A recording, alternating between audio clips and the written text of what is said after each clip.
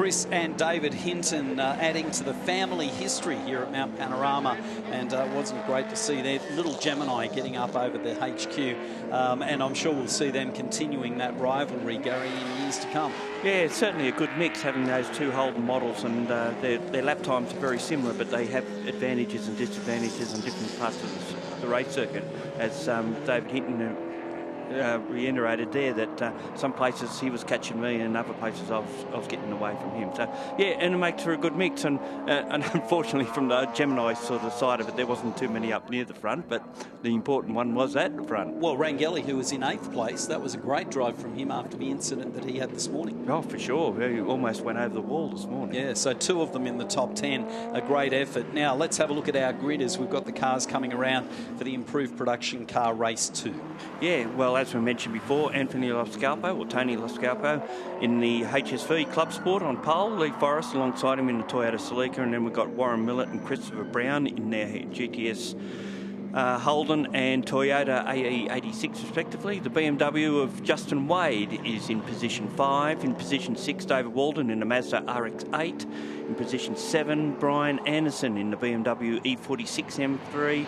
Then we've got Wayne Allway in the Mazda RX-7 out of position 8. And after that, on the 5th row, Jason Williams in the Holden Commodore VY, which performed admirably, and Andrew McMaster in another BMW, a little E30 on this occasion. So they'll be followed by Muir, Zorkas, then we have Playford, Twist, followed by Derbyshire and House, and rounding out our top 20, Andros and Shepherd, Manuel and Heath. So that's how they're all lined up here. And as we mentioned a moment ago, drivers from position 30 back to around 47 or so are listed as rear of grid. Now, we're not sure how many of those cars aren't starting that are shown in those positions. We know Hislop isn't there.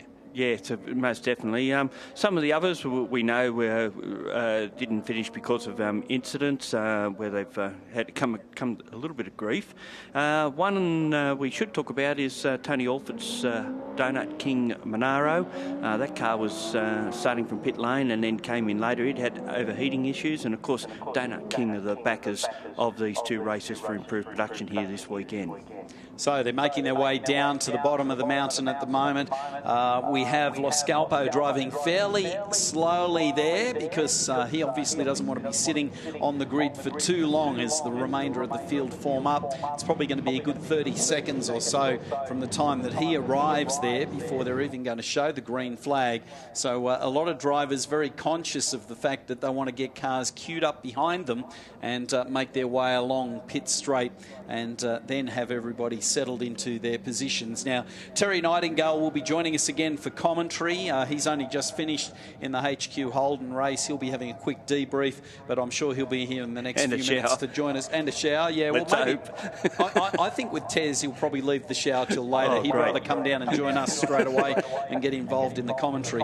And then we'll have the 3 of us, the Bathurst boys, here doing the commentary for the improved production car race 2, which is going to be over 10 laps here at Mount Panorama, and that is the distance that we have listed in the program. So that's great news that the drivers are heading off on their expected distance.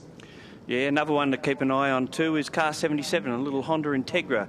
Not far down in front of us here, Richard Mork, and he's done a fair few miles around this place over the years in the main race, and as well as running in various support categories like HQs and improved production over the years, because he has a Falcon as well that sometimes he'll run in these sorts of races. But last cars are coming into grid formation. As I suggested, no shower for Terry Nightingale. Rourke walks in right on cue as they're about to have the checkered flag. Tez, not the checkered flag, the start of the race. The green is waved, and Tez, it's hot.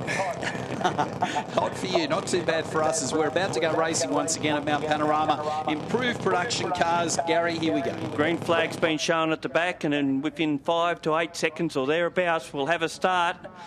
Keep an eye on Matt Cherry in the Monaro. Back way down near Murray's Corner. They're off and running, and it looks like Lee Forrest again has got the jump on Loscalpo. Initially off the line, they run side by side up to the first corner. Loscalpo has the inside running, takes over. One of the 808 Mazdas out wide, but manages to pull it back in as they come out of Hill Corner, and one into the wall, got a bump.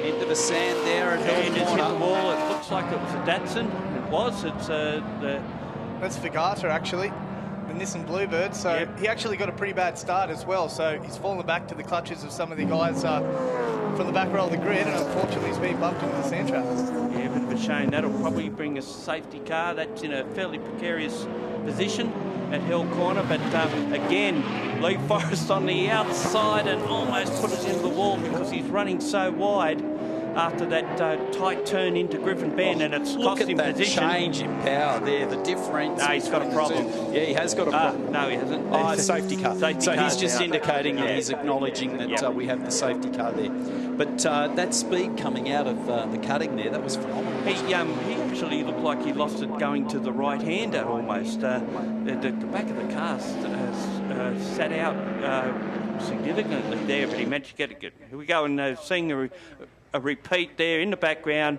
One Nissan Bluebird into the sand trap and into the concrete wall there. So Lee Forrest, this is the thing that scares me about Lee. Very, very sideways on the entry, and oh, I'll tell you what, there was probably a knee hair between the rear guard of that car and the wall. Very, very close indeed. Yeah, certainly testy there. Well, there we have a Bluebird that is being retrieved at the moment. Safety car out on course at this point in time. Tez, you had a few moments in the race there. You got yourself up into 8th position.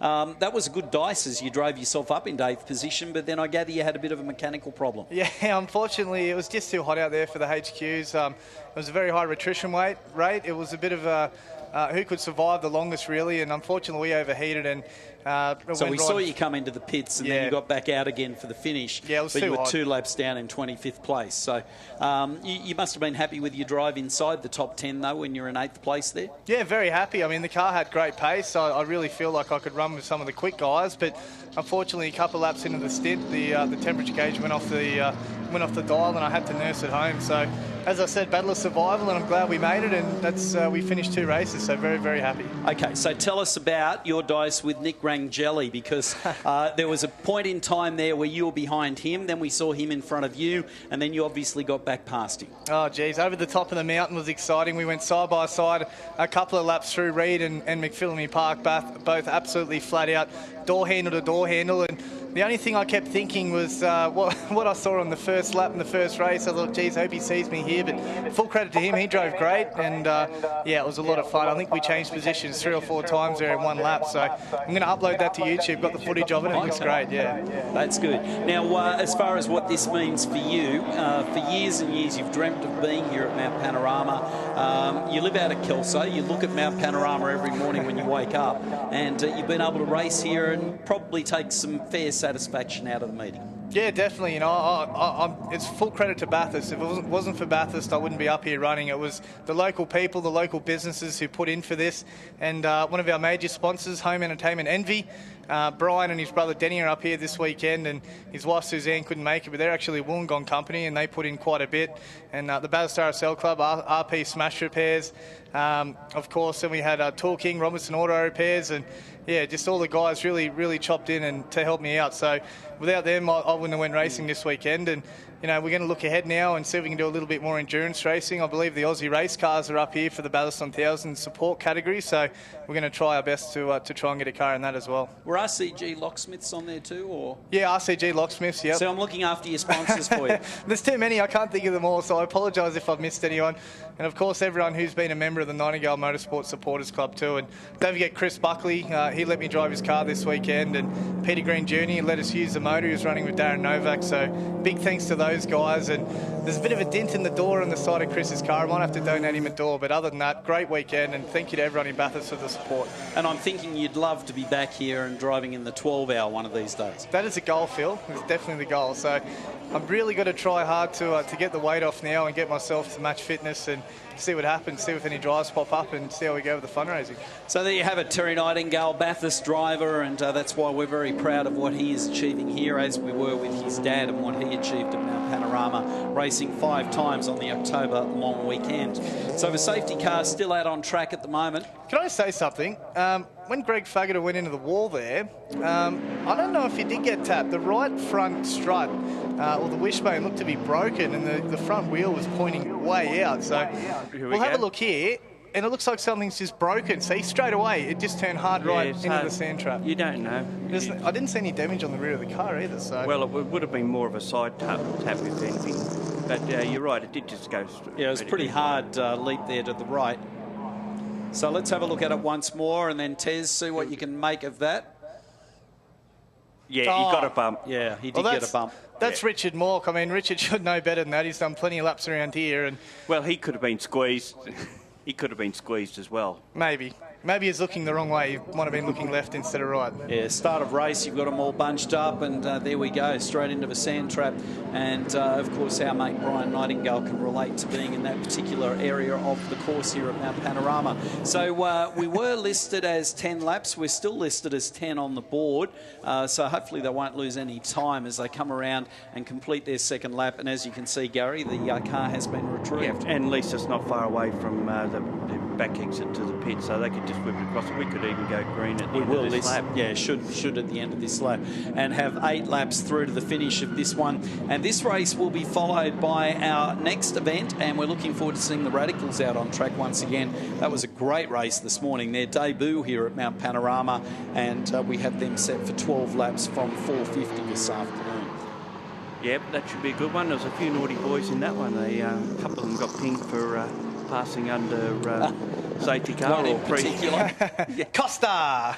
Well, he got 32 seconds, and so what did that do? Chris Medlin got 32 seconds as well. Well, it dropped them way back down the field, dropped them down to 20th. Oh, so effectively they're the last runners in the race. Yeah. So an awful big penalty, but that was just crazy this morning.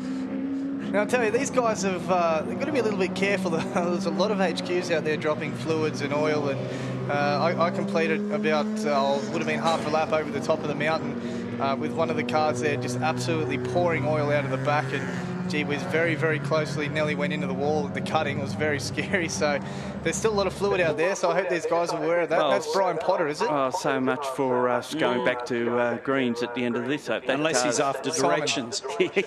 Simon Mitchell, so one of the E30s. Oh, no, he's going to back it in on the side there. So that's there's a gate right there behind him. At Reed Park there. So that'll help. It's probably just too hot. Needs to get out of the car and get a bit of fresh air. Yeah, it's certainly a nicely presented car, done up in the works cars of that Group A period. Same paint scheme. Oh, but has it happened too late? It has. Yeah. Fractionally too late for them to get the lights out on the safety car. So we've got one more lap around under the safety car. So that is a real shame. This is the improved production car race at Mount Panorama. They're going to complete their second lap this time around, and we will return with all the action in just a moment.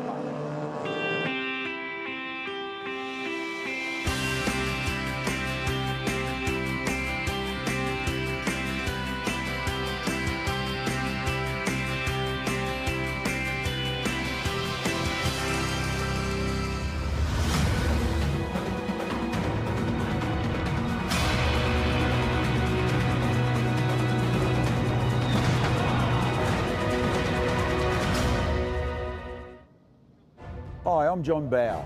Bathurst is a magical place. Whether it's the sound of a Ferrari 458 screaming up the mountain or manhandling Mustang Sally across the top, it's amazing. But man, it's tough on engines and drivelines. Now, I'm no engineer or chemist, but I've seen with my own eyes how good Liqui Moly oils look after the cars I race and my performance road cars. So if you like driving your pride and joy as the maker intended, do what I do. Get yourself some refined horsepower. Get Liqui Moly. Want the best in motorsports? Just download Motorsports TV app. It's free. It's great. You can watch Motorsports TV on your phone, your tablet, or your desktop. You get live streaming, catch-up TV, crashes, latest news and much more. Motorsports TV, it's got it all. Watch all the races, including Australian GT at Highlands Motorsport Park. Awesome. Motorsports TV, watch it anytime, 24/7, worldwide.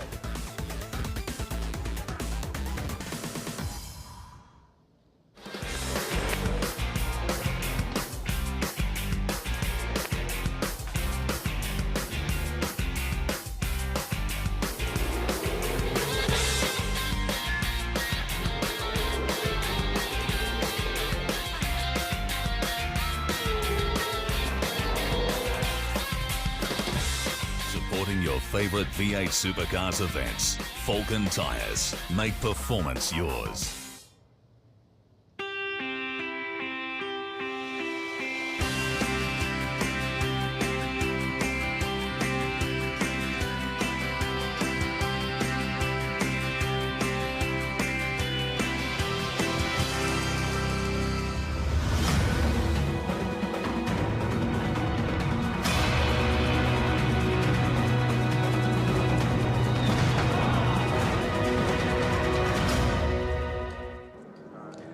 Safety car board still being shown at the bottom of the mount, but we know that that is going to change as soon as they come down Conrod Straight. The lights will go out on the safety car and we will be back racing for the improved production cars. Haven't lost anything off the board as far as the distance goes, so still working on 10 laps of Mount Panorama. Be interesting to see whether that means we end up cribbing a couple off the Radical Australia cars, because they're listed for 12 laps. We will have a time that we have to be finished by here at Mount Panorama for resident access, so hopefully we're not going to run into that window. So Gary, they make their way down the circuit at the moment. It is going to be a race in two once again, I'm sure. Yeah, well, we've seen that the BMW of Simon Mitchell was the one that was pushed off up at Solomon Park Gates there. And another one to note too is Matt Cherry is up the 15th spot in just that opening half lap. So that's a phenomenal effort from the Western Australian Monaro driver. And so as we wait for the start, we're just looking over the campground at the moment, and certainly some people love the idea of actually camping out at Mount Panorama over a weekend, especially when the weather's good. And Terry, how about the number of spectators up at the top of the mount? Oh, gee whiz. The first lap I did there this afternoon coming over into Reid Park, I thought, wow, look at all the people here. So I nearly started waving at everyone. But no, look, great crowd. And it's great to see the motoring enthusiasts come out in big numbers.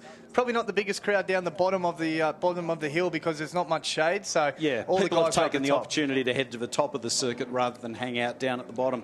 So the lights have gone out on the safety car. We are going to resume racing. They'll complete their third lap and have 7 to run here at Mount Panorama. And Gary, here we go. Yeah, Anthony Loscalpo will control the pace.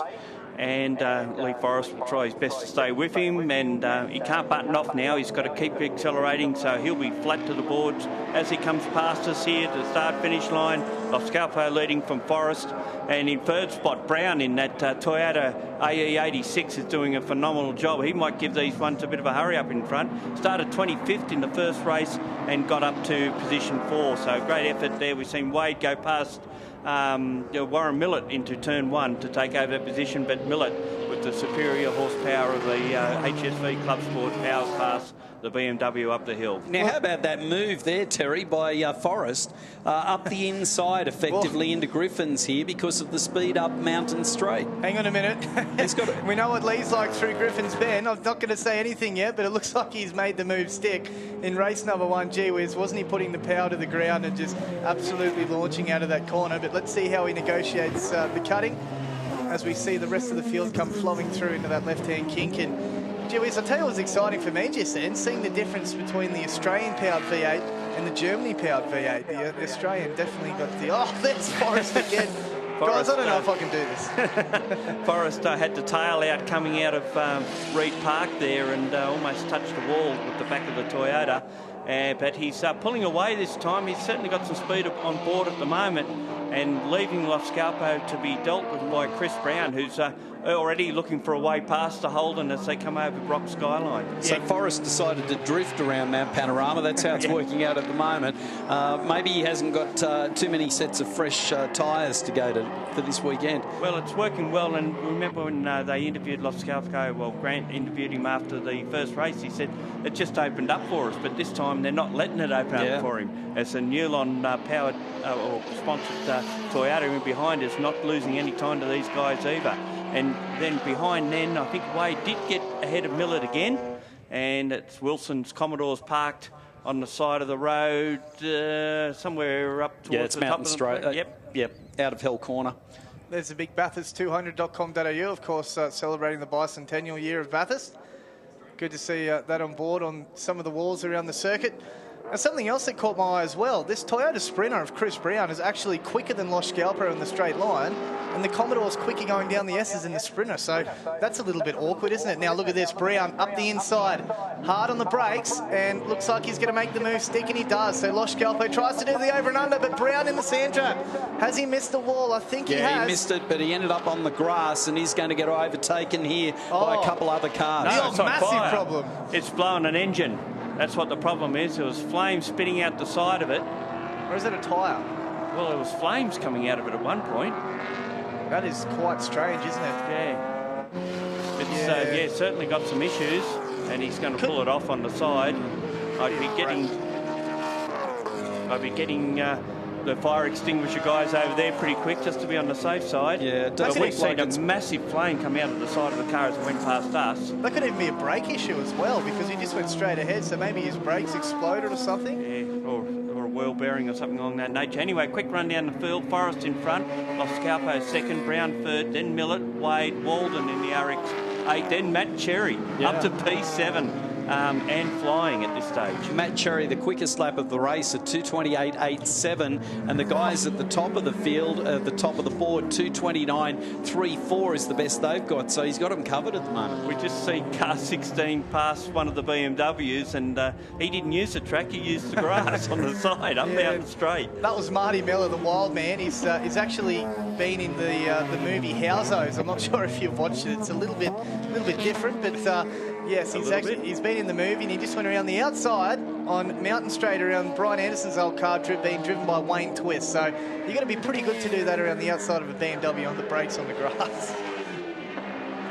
Now, Cherry's the driver that we're going to need to watch here, because he's currently in 5th place in car 144 and has the quickest lap of the race, and isn't that far behind Wade, who is in 4th place, and Millett, who is in 3rd.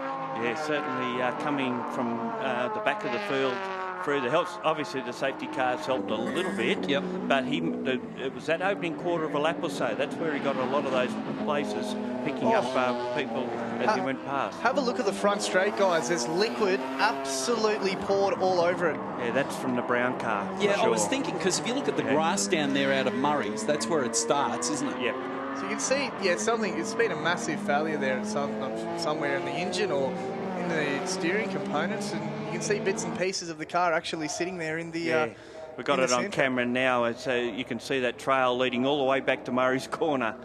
And people have been advised, obviously, they've been on the radio to them to say where to drive down the straight until that oil or whatever it is dissipates. Everybody's going left and right on pit straight at the moment, avoiding these folks here in coming through Murray's Corner now, they're the ones that we'll have to watch, because they could end up anywhere. But the oil flags are out, and the Gibb was one of those guys coming from the back as well, so they're all... That was car 116 here. We may get a replay of that. Very taily as he ended up on some of that oil. Yeah, this is the trouble. You've got a lot of cars together and they're dicing for position. I'll tell you what, they're nearly going to have to bring a safety car out here, guys, because that is pretty dangerous on the straight. It'll go away. It'll be gone in 2 laps. Well, you know the best thing to clean up oil? Rubber. So that was car 116 that Phil just mentioned. Michael McGibb. Michael McGibb there. So he's a little bit further back as well, although he did have to start from the back of the grid, didn't he? Yes. Yeah. Okay, so here we go. Look. That's hard in the mouth That's stuff, isn't tested it? him out, hasn't it? So the boot fully into it, and then all of a sudden it's getting taily along pit straight. I hope Brian Anderson's got his cameras on there in the BMW M3, the Targa racing car, because he would have got a great shot of that. Yeah, now Cherry has moved forward one position into 4th place, 2:28.4446 on the last lap, the 5th lap of the race. Well, Lee Forrester's lead is out to 3 seconds over Los Scalpo with Millard in 3rd, then Cherry, as we said. Wade's the next one through in the BMW, followed by Walden. And then, of course, we've got Nagib in the Datsun that we've just seen have a little wobbly going past us here on the front straight. So Los Scalpo at the moment doing a fantastic job in the big Holden Commodore. So he makes his way through Falcon Elbow once again. Very, very close to that wall, but gee whiz, he's really struggling to keep up with the man at the moment, isn't he, Lee Forrest? Yeah, obviously the much warmer conditions we've got now compared to this morning, the Commodore's not as happy as it was then. You normally think a turbo car would be would have dramas here in this sort of conditions, but 3 seconds is a pretty handy lead. So 42 cars started the race, so 6 of them that were listed on our grid sheet didn't make it to the start. But great to see that so many of those guys that were listed rear of grid did actually get out there. And Matt Cherry's just taken Warren Millett, so that means he would be now up to 3rd place. So on the podium at this stage. And the gap from 2nd to 3rd should be about 5 seconds. Yep. Matt Cherry, the man from Western Australia, comes through Murray's Corner once again, and Matt actually ran his Toyota Starlet in the Nationals at Morgan Park in later last year, and a very interesting car. You wouldn't think a Toyota Starlet would have the horsepower to keep up with some of those quick guys. Well, there's a guy in Sydney, Dave Loftus, has got a Starlet, and that thing is phenomenal. It is. It is a very quick car. It usually freewheels through the first corner at Sydney Motorsport Park, and when you see the back wheel off the ground and it's going through the thing, that's a good 200k an hour corner too. 6 laps completed in this race. We've got 4 to run, and it's Matt Cherry that we're looking at on the screen at the moment in car 144 as we come back down to the bottom of the mountain, and we have a look at the Mazda RX-7 of Alway, who is in 9th place at the moment in car number 9. There he is. Sorry, Gary. Just behind Brian Anderson at the moment, we were talking about before, and Alway will go past Anderson as they head up the mountain. Now, I wonder if Chris Goff's at home watching Brian on the live stream. If he is, a big hello to Chris and a big hello to all the Targa guys. They'll be getting ready for the Wakefield 300. And Brian Anderson around the outside of the RX-7. Great move from Brian. We know the brakes on that car are probably one of the best in the field. But here comes the RX-7 again. And I think that's Elway, is it? Car number 9? Yep. Yeah, you know a bit about that car, don't you? Smoke on Millett, that's what we're seeing at the moment as he makes his way across the top of the mountain. So car number 88, in 4th Millett, position. 4th position, so he dropped from 3rd back to 4th with Cherry getting through. But the way that looks at the moment, he might have other issues from drivers behind. Wade, Walden and Nagib looking to get past him as well. Yeah, then that's getting worse and worse as it, particularly when it loads up on that left rear side. Right rear side, I should say. Don't know my left hand from my right hand. The lead order at the moment, Forrest, of course, in front. The gap 3.5 seconds to Los Scalpo in 2nd, and then another 3.1 seconds to Cherry. So he's... That was 5 seconds only a lap ago, yeah, Gary, so so he's that's not 2 coming seconds down. out of that. Cherry's been quickest to the 1st and 2nd timing lines, what are you a 1:40.83, so chances are Cherry is going to improve on his race record this time round. Craig Manuel in the Mazda 808 looking to use the same line as the other fella did by using the grass pretty wide as they went up Mountain Straight on that occasion. Because I might have to go talk to some of these IP guys, because there's something that I don't know. There must be a lot of grip on the grass at Mountain Straight or something, because they're certainly using it. Yeah, very much the gaps come down between 2nd and 3rd, and between 1st and 2nd, 2.2 and 2.9 seconds respectively. This dice continues with Manuel ahead of the BMW. 2:27.26, that's the time that Cherry's done this time around, so he's certainly out in pursuit of 2nd place. And Michael Nagib started from 30th place in 1:16, and he's now in position 7. More action going on Conrad Straight, lots of passing in this, as we see four cars duking it out as they go down into the chase on this occasion. Yeah, that's Wayne Twist, Emma, excuse me, that's Eneranis and Maitland in the Sylvia, who we saw. He didn't actually start race 1 either. He had the problem with Conrad Straight, and Maitland's going to have a look around the outside of Wayne Twist. Of course, Wayne from Victoria. and it runs wide into Murray's corner, and I think I might just get through this sand. Yes, I will. And there'll be a bit of oil at the end of it just to put in the mix. He's now working on just getting through the final bit of sand there and onto the grass. Yeah, it does so. Well done to keep that one going at this stage, but I'll be interested to see where our position 2 and 3 are on the circuit. They must be heading down the mountain somewhere about now, and certainly one to be watching because there'll be a positional change there. Just come through over the top of the mountain at the moment. Just down through the Esses, and they're almost nose to tail of Scalpo in second. The gap 2.6 seconds behind the race leader. Only 0.8 second to third. So Cherry is in a position where he may pull out down the straight here and take that position away. Yeah, I think we're going to see that now. Look, Gary, on screen there, as they make their way down Conrod Straight. Cherry's going to drive straight past. Yeah, both running similar power plants, one would imagine. Slightly they had to pass a slower car in the meantime as well, but Cherry goes through and now is in position second. So he's got 2 laps at the end of this one to try and catch the Celica out in front. Yeah, and may well do it. 3.3 seconds, that is the time differential, and he's going 2 seconds a lap quicker at the moment. So this could be a great finish as we watch car number 144 come around to complete the 8th lap. Bit of a drift there as he comes through now. He should have the quickest lap of the race again. He does at 2:27.06.88. He is driven into second place. He is down at the moment by 3 seconds, and he is going 2 seconds a lap quicker. So he'll be out at the moment in pursuit of Forrest. And once he gets there, with about half a lap to go, depending on if he maintains the current 2 seconds a lap. But the thing is now, Lee can see that Matt is in second spot, and that red and yellow beast is sort of starting to make some progress. He might decide, well, I can do a 27 here, I'll have to do them now. Yeah, definitely. He may well have to dial it down. So this could be a great finish. We've got a car that at the moment is circulating 2 seconds a lap quicker. Car 144 out in pursuit of car 4, Lee Forrest, which is leading the race. So that is the gap. You can see it on screen there as they come out of the cutting.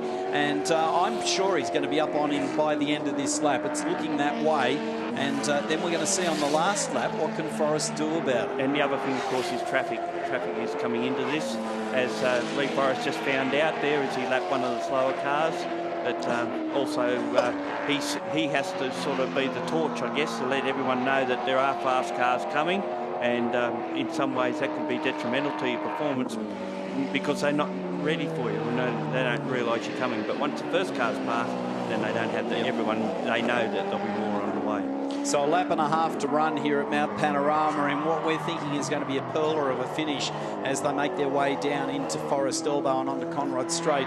Now the closing speed should be pretty marked here, shouldn't it, as they head down Conrod Straight? It'll be the speed that Cherry will have versus the speed of Forest. Well, actually, in the second sector on that lap, Forrest was faster by 3/10. But that's the part of the track where he is best at. And traffic. Yeah.